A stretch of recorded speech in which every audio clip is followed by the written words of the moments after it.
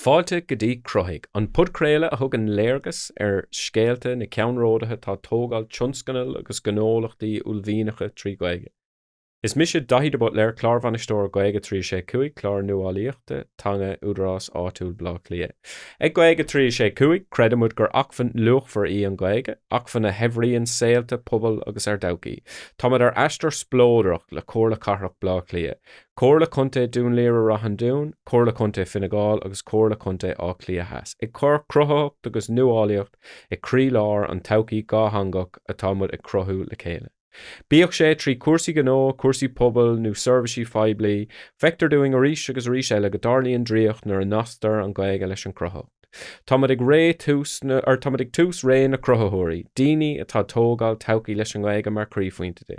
Fálamóma seo na chéile agus cruthaíomas le chéile an todhchaí sin. Más míon leat cabal nua oscailt a scéal na Gaeilge lá clia bí a dangáling, támad an seo chun taú leat. Inniu tá hAisling Ní Dhonnabháin linn craoltóir agus gníomhaí teanga le taithí na mblianta na meáin Gaeilge mar láithreoir teilifíse agus raidió, agus le tógaint pobail le heagraíochtaí Gaeilge. Tá croí hAisling a gcúrsaí bithéagsúlachta agus creideann go láidir gur bunan cosaint na Gaeilge agus cosaint na bithéagsúlachta in Éirinn. Is co-bhunaitheoir den grúpa pobail Fréamhú Collective a bhfuil aimach go daoine spreige chun Gaeilge úsáid in éanaach le daoine óra agus timpeallacht dearfach misisiúil a chur fáildó a bheith tomtha sa teanga. Fáilteteach, Aisling? Gur magad. So, támad an seo inniu chun labhairt faoi aistir atá tosna gut ar na malamh leis an Fréamhú Collective. So, inis don beagáín faoin Fréamhú Collective? Yeah, so is grúpa tá bunaithe ag gomhéin agus Carlam, Afric ní riordan, agus thosnig séach mar grúpa snábha. Hiag mé go raibh sais bearna ann in san tlí ina bhí méid a caint Gaeilge lena chéile agus ag spreagad a Fálamóirí an teanga eolalam. Bíonn ar fad díirithe ar an bob nó ar áit taobhastig de gná agus heasta go an beidir rud níos leithine a churthú, go mecht daoine ná teachtamach, ní bheith chutha aon airgad a chahabh ach techt agus dul snáb agus Gaeilge leabhart agus chuir mé scéalam Instagram dúirt mé meagspéise géine bheith ag ngúpa WhatsApp mar seo agus tháinig chuige den thneascóm leistigh de cúpla uair clig, so hiag mé go raibh éileh ar le héidirrud. Bhí mar snáb ling ar an tairigh an airigh agus an son bhí mé héana agus Afric go fáil caí sa fomblií agus mar beidir go meach spéis ag daine rud níos mó dhéanamh agus Fréamhúar an grúpa seo agus chumar ar a géad siúlóid i mí nulug, bhí se anna chróga doing sin a grú tús hína nulug agus an aimseir go henis agus tháinig breis trocha duine meach don siúlóid sin agus ó hin tá cúpla siúlóid déanta going, ha cúpla snáb déanta agus bhí amachta going an sin le linn heachta na Gaeilge le panel cainte ar ó nascaidir an bithéagsúlacht agus an Gaeilge, so tá gaiir go mailing. Anna himúil. An aber is dócha conas ar arbar na smaointí seo I dintin, like an rev tú kind of a brand newer stuffy enaf sa spáisio le cúpla blian nó an rev aha moment a gut nó. Bhí spreag cúpla duine bhí chonig mé grúpa mar seo i gur chuoine sná for the soul a bhonig an grúpa lin na pandéime mar níor daine an bailúil taobhastig agus dúidir go bheith dtí le snáb lena chéile agus socialú dhéanamh lena chéile, so bhí spreag go mór cosisiúd agus heasta gomrad mar seo dhéanamh lochlí a comá ach chomáile sin éonar go mbeidh ag cóisiirtí nó amachtaí bhíoh daine a gcónaí techt go marrá tam rilí deag fill ar an Gaeilge, ní lis gom cáthid le tosnú. Agus dúirt le téir go ceircla córan ar éigeant agus ní raibh siad riamh á dhéanamh agus dúirt caiigh go bhfuil rud éigent lúbar láirin sin nach bhfuil daine cróga a ggóhaint nó misisiú le ggóhaint búlaisteach go pub nó cafe agus freistal ar ceircla córá. Agus is dócha nuair hatúg fáil am teanga bíonn se anna dheacair agus anna scanrúil síos chóirdaine agus córá bheith go ar feith goir chlégló. Ach bhí rála mé Mohammed Tevamá, bíag se sin ag snáb nó ag siúil, ní gáit a bheith ó díirthe ar an ggórá agus é chuma as an éir ha tú ná rá tú san aimse go híhann in nómh nachfuil agus bogarráig go duine elebéidir agus leir losan ar feag den nómad. Tá níos mó salúpachta agus síirse ann sa tlíon a míon tú commerceáid le daine agus tú Tevamá. So sin cús meam go daithníonn se le daine. Agus luigh tú an sin gohfuil co-bhunaitheoir in éanaach leat. Nuair a thosaigh tú leis an smaointeoireach seo an sin an céad duine leabhar tú faoi ar lá faoin smaoinemh nó conas gur arbar an kind of cópháirtíocht sin. Yeah, measam go bhfuil golóir cóirla go mar seo mar tha sé gobar tá ag gairí go hana bhailing agus so African an bhaineileá ar an collective seo lom. níor dhéann si sa éir an Ghaeilge riamh níor dhéann si éon 6 cuasa Ghaeilge ón scoil. So táid ar héamhanna agsúla don 6 spectrum líofaachta más málaat agus measam gur mór ar sarnar leasa sin mar teigemíid na spásanna idir duine bheith líofa agus duine ag fill ar an teanga agus cadíad na riochtan si a bhíon ag an nágrúpa sin. Chomáile sin tá sciilna eile Afric nachfuil gomsa agus sciilna gomsa nachfuil cé agus caríimiid go mór lena chéile, so má hádaine ag géirí grúpa a bhanú nó rud mar seo a bhanú. Deirhin gur mahan rud é duine beidir nach me fagsú le a thuirt ar bord, mar orintanta há siad an ann sciilne nó taithí nó sanolalas a thuirt nach mecha gutsa is dearthirí Afric, so há si úntaach ag duine rudí a chruthú is ní an síalta agus rudí a dhearra doing tá go leor taithí 6 corporáidecha cé chomá, so há si go maithaigh banistú amachtaí agus ag churadí le chéile mar sin agus an son há taithí gomsa leis na meáin agus le pobail na Gaeilge agus tuigim cáthait gur féidling takeíochtaí áilt agus mar sin bheith ag rála daoine beidir lehannig go maiáhrín mar tú a dtír grúpa bhanú mar ní bheitchas a got an duine nach ceapá bheith go má orintanta há siad arrás ag rudí níhé go bhfuil Afric go donna éontlí bhí si gcónaí anna bheith ach just tá éiríonn go hanna bheith lingna le chéile ar sciilna céanna thuirt ar bord. Hanna bheith. Agus luigh tú an stuff sin faoi cóisreachtaí agus daoine ag lorug deisina chun an Gaeilge úsáid agus darnóid sin rud atá anna fearsing am lá clia láthar na huaire ach an bhfuil an Fréamhú Collective bhfuil sé kind of mar freigra ar riachtanas atá go féin freisin nó an bhfuil seo am raithan tú an uair go bhfuil seo tosna go bhfuil tú is tóch ag freigart do riachtanas féin ar bhealach. Céad fan géad gothrann ar caiilech meáin meáin cheap go leor daoine greibh cailtanas olmhór agus fallús olmhór fáca is éil na Gaeilge na sa tlíos greibh sanolí idir an nasc idir an teanga agus an fiagúlar cailteagaing agus bhíos anna spreige níos mó elamar an ábhar mé hain agus is duine thar a bheith thura spreige mé so má throdéigen le buinte meach gom faoi dát a faoi le Éirinn go mailam rudí elam agus rudí dhéanamh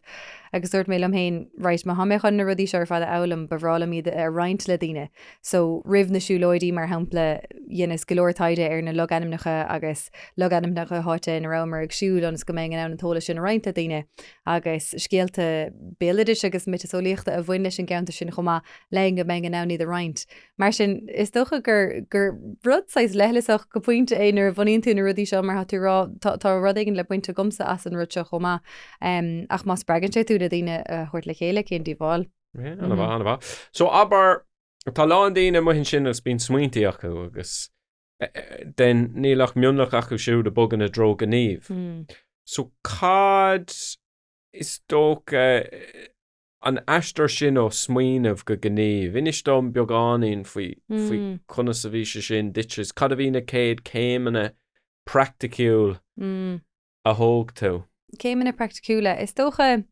féchar de chuid dama, mar go leor going is éil na Gaeilge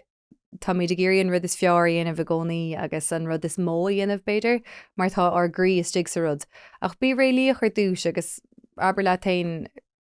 cé méid abatha go man ag na seachtainna le tuairt go seo a bhfuil sé réalaíoch agus muna bhfuil mléonrad gur féidirlumm le ceirlumm níos mó amthirt am hain. Tá sin anna hochtach, mar ní heíú tríomh go me fás burnt out ag rud mar seo agus nafuléon foioine bh got le tuairt a rud eile. Bhaid cúnamh chomá ní gá riamh tuairt fé rud le tain beag daoine a gcónaí an taú leat agus ceú leat go háirthe na haachfaní Gaeilge a hágainge mar hampla bailile clíle Gaeilge nó daoine istíigh sa chunra bheith an ann beidir tú a chuir dro daoine atá man rud cosú lei sin nó a meach an ann cóirle thuirtit mar sin feig takeíocht feig cóirle féchar de chuid dama agus an sin déan rud beag bídach ar nó san snámh sin ní raibh le déanamh a gomsa a chorá be mid dul go rainna mara an sahann beag seo ag héananig a clog bíling sin an tainrad agus nuair bhí se sin ráthúil bhís ná rálam hain oké tá man an tógaint ar seo ach tosnig beag agus an san féch i dro an tauchaí an sin agus aber air sin an raibh tú riamh tar éis trí le bhaintas rudaí leis an Cruthaigh a céin agus níor tháinig chuig duine isteach sa grúpa WhatsApp. Ar an ollscoil bhí go cinnte, bhí mé anna bhaintach leis an gcúlachtaí UCC agus bhí cúpla amachtaing agus ná raibh go mála an éair ach is tócha tá sé sin is cecht fálamhééis sin an haon chomá mar tuigeann tú beidir nachfuil éileh ar rud a tú gurí a chur fáil agus mna bhfuil bhfuil éon rud eile gur féad le a chur leis nó bhaint nó ahrú go pointe le bheith an labhairt le níos mó daoine. Ní dólam gurbééis sin an cás a hiile mar tá néir sin sim sa teanga faoi láthir ag san néir sin daoine dírig fill ar an teanga mar sin measam ghfuil spás ann de gahéan níos faoi láthir ach is ceach fálamhééis sin chumá muna na bríon le daigen is féile dul ar neú ráis cad féile ahrú beidir an ggéan eile. An bha. Agus luigh tú roiint na takeíochtaí a bhí ann ag an tús agus is ionach bhfuil an méid sin takeíochtaí timpeach an raibh sé cinlín soch spontaneous a gcónaí nó an raibh plán níos fadtéirmí ar cúil de intan so an raibh nar thosaigh tú leis an snámh raibh tú a gcónaí agus maithíonn go mála seo denna bheith dara ceann agus den beidir tar éis séhí ba mar ná é múnú isteach a rud ag an eile nuair raibh tú bhfuil os níor mar rinne mar an den go tuban blion níos déanaí tá rud níos mú idir lábh agat. Iníag an chéad ceann bhí ar am hain tá éileh ar rud mar seo mar sin lean méar mar fegan tairigh gur duanamh beidir ceann in ag na caiiciise nó ceann in ag na míasa agus orintanta tháinig trúr orintanta eile tháinig fiche duine bhí meascáin brathim tháinig an grúpa is mó mí anna rud a bhí anna spéisiúlar fad ach an son hí mé síos le Afric agus churmar plán le chéile agus churmar sais plán bliana le chéile chomá so ní hé gur ras ón géad snámhrá bhrálam XYZ a bhainteach ach hiig mé gur raibh éileh agus gur raibh Gurtóir le héidir rud agus an son bhí mar nárá ché cadíad na rudí go bhráling a bhainteach an seo. Hanna agus is dóchan ar táú ar éon eistar agus tá sibse níos luútha beidir i bhar eistar ná roiint an rudí eile agus na kind of crothóirí eile lena míad a plé ach bhfuil éon mór dúthlan tá go chun cín go fóil. Is dócha an tain amacht atá déanta going taobhsigh tá gachhar le déanta going taobh agus ní bhíon mór an airgadis a gceis lei sin ach bhí amacht going le líon heachta na Gaeilge sin agus cuasaí airgadis bíonn se sin dechar orintanta ar nachfuilach cúpla duine gobar go deonach ar a daigint cé go bhfuil go leor takeíochtaí ann is minic go dagan an targad in íag an amachta. Sin an príomh cheann mar sin bholthing do ghoine súlaigh imád ar deisina muoinethe deonta se bhíon ann chomá dhéanamar an imacht a bhí going lelinn seachtain na Gaeilge le fearsís agus formar roiint aíocht ó siúd rud a charigling go mór sin an tain dúláán is mó ath going agus dochannar tá aspa tríú spáis uanta ar fáil há sé dechar mar chail tú cúplacéadú íochas áit ach tá daoine brasásta íochas amachtaí chomá má higann siad go bhfuil sé arsúlan áitias. Agus céin is tócha ceann na rudaí ar réon eistar atá na hábhaach braham is an chuí ina labhraíonn daoine lo féin faoin stuff atá idir lábha. So inis dún beagáín faoin discórsa in bhean ach atá gutsa le an kind of Fréamhú Collective and cad a bíonn tú bíon léithannta going ar fád ar nim really gur sin dhéanamh. Ní really chun money dhéanam sin a mí se thugann le ní aró sin mhaid aon duine. But ultimately na daoine a brún ar aig is daoine má hagan smíti mar sin isteach sa cligan acu bín freigraí acu inis dom beagáín. Tá cúpla a hagan chun chuoine leis an gceisisin is dócha an chéadú ná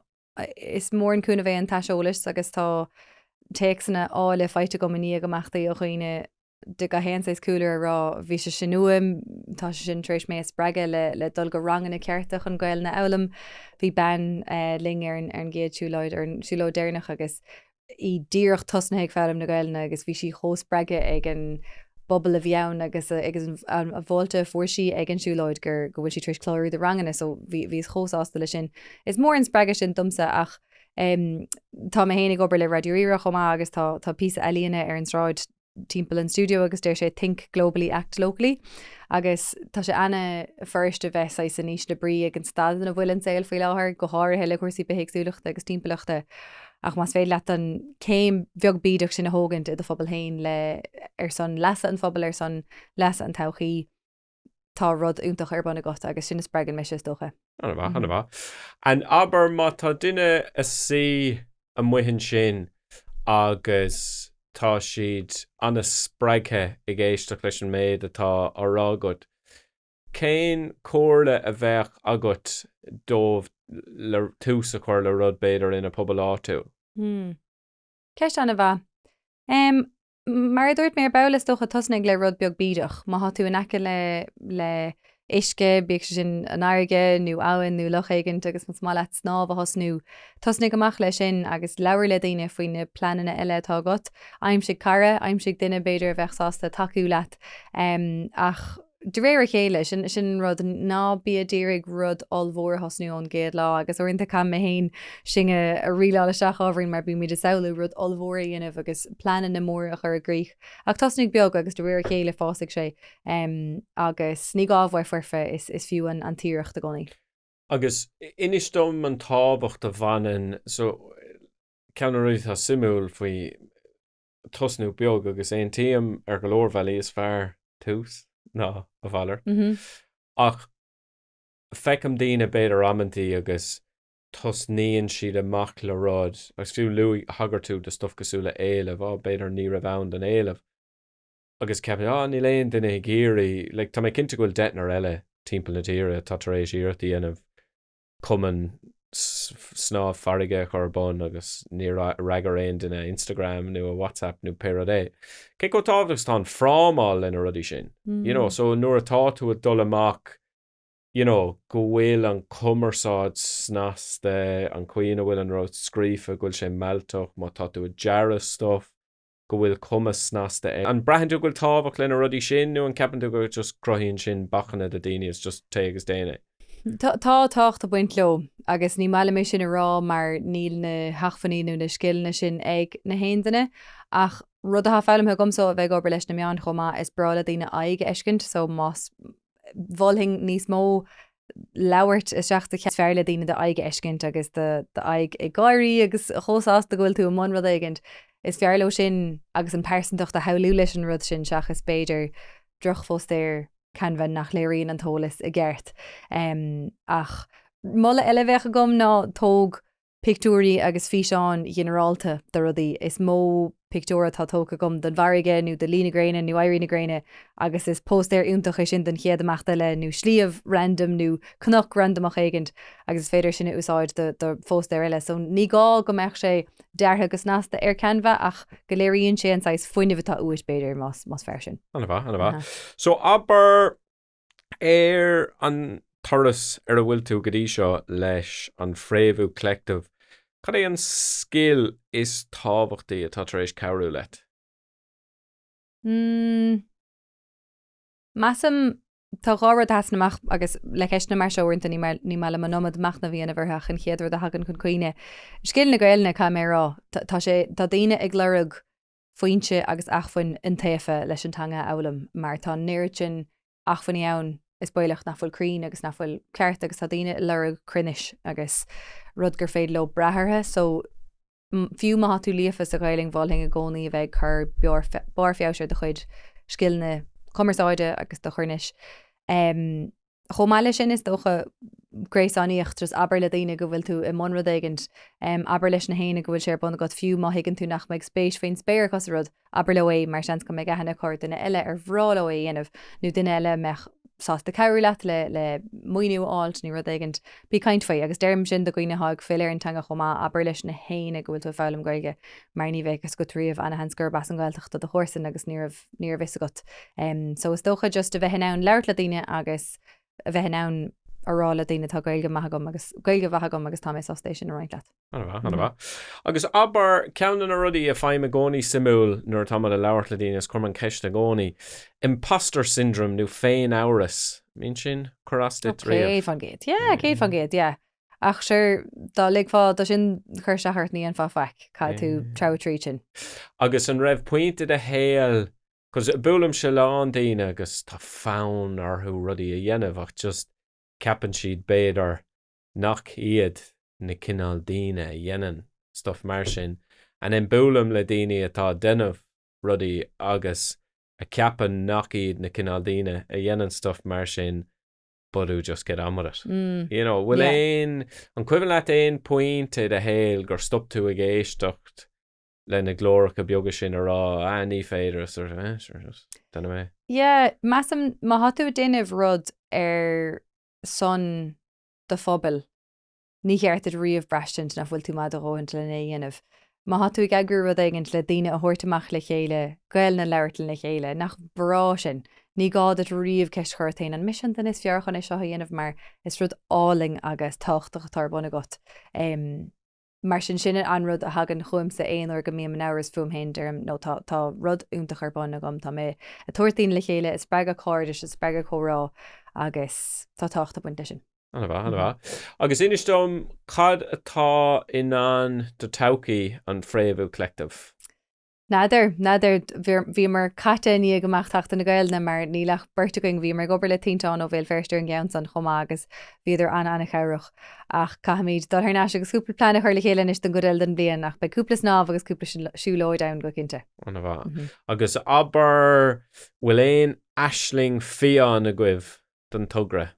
So I know dúir tú tosnig beag amantí bíon na mór físe na seagaing is camud mudhéin a haring sér ach tuairdaman fís. Tá caint down faoi dhearra seachtainna éigent a agrú do chuoine a thuirtamach go háit éigent faoin túa agus an dárad a bhesca le chéile an Ghaeilge agus an fiacúlra feig cúpla lá, cúpla ceard lení anamh ní rud éigen mar sin agus beidir co-bhunaitheoir le grúpi eile tá imón ibre mar sin. Beg le feiscint tá míid burrta go bhar I'm sure so is dechar uaireanta an táimáil chun na rudí sin ana bheith bhrálam sais an deis sin thuirta gooine bheith toma go thomláin sa chórá sin. As dá meach slatríochta gut a bhíon ann carú leat an fís sin a éireú cadíad na bachanna cad é an aon rud amháin a dhéanach an differdit chun an fís sin a éireú. Is tócha am nar hat tú gobar go I'm sure agus níl páistí gomsa nach fecacht má tá páistí got agus tú post tá níos liú am got a ríis so is tócha sin an rud a chuirne seach go mór grúpi pobail trí chéile tócha nafuil an golóir ama aá na rudí seo bhainteach. Ach mar derm is tócha má hatú tóiste agus á fleáil ar cúpla seachtain beidir go bhfuil tú ná bhainteach so Déna míid ar ní héal peisceil. Anna bha. And then so aber má tá daoine a muhin sin a géisteach tas tá fán gníomharthú ach ní léon smaoin a bh rit le bhfuil éon rád gur bra leatsa duine eiscint ag bunú nó ag cruthú kind of rud a sebhrócht do saoil féin béidir nó mór riachtanis nó asna bh bhecinn tú sa phobal. Is tócha is breála a eiscint an nuir sin grúpi aclíochtanis á bhunú trí Gaeilge na rangan na snáb sin agus duine pilates agus aclíocht agus rudí trí Gaeilge. Measam más féidling ar gaithimsere a ghailú sééis fear mar tá is beagsmachta go uaireanta ar dána dibre beidir go bhfuil curcail córán beidir nachfuil feiceann ach má hatú nán peáis na bhfuil tú gobar an éfiige ágant agus bheith Thomas a teanga rís le péir a thbhna go bhrálam sin tá cúpla múntóir úntaach yoga a má sin fiáthir déanamh rangan na trí Gaeilge ach ba bhrálam dá mech na rahanna sin ann ranganna alíana ranganna dasa ranganna pilates a bheith ná idir fadaí na trí Gaeilge agus bhilling do gooine maitha an sciil sin na got agus maitha beagán Gaeil na got tuairfaí mar beag éile bhar le héid tá ana go mar gooine héon go dar nach líocht am dálacht agus níl siad puoin gard don áit ach fós tastíú he las a bhain das an tuirbhí sin so tá éile bhar le héid agus bhrálam níos móda sin eiscint. Anna agus aber más míon le daoine taú libh nó tuile ólas aáil faoin Fréamhú Collective Creideann an átas fear? Is tócha Instagram an áit is fear tá nuacht le tuir goin comá sin an áit is fear le teachtaring is tócha Anna gur míle mágat. So gur mágat as éisteacht le Cruthaigh inniu má spreag rud ar bith coolla tú agus má tá tú ag smaoinmh ar thugra ullmhína chu déit cabal nu a scríomh a scéil na Gaeilge lá clia bí a dangáling Támann seo chun taú leat is ionta gon rud é an partnéireacht idir cóirla carthach blá clia cóirla chunta dún léir a an dún cóirla chunta Finneáil as cóirla chunta á clia heas le Gaeilge trí sé cuaig le chéile támann a tógaint inal fáis na Gaeilge im lá clia gamad ar buíochas leis an rain forbartha tútha pobail agus Gaeilge tógata agus a bartíocht agus a takeíocht leanúnach. Go míle mágat, hAisling, agus, bhna caiice le? Gur mágad?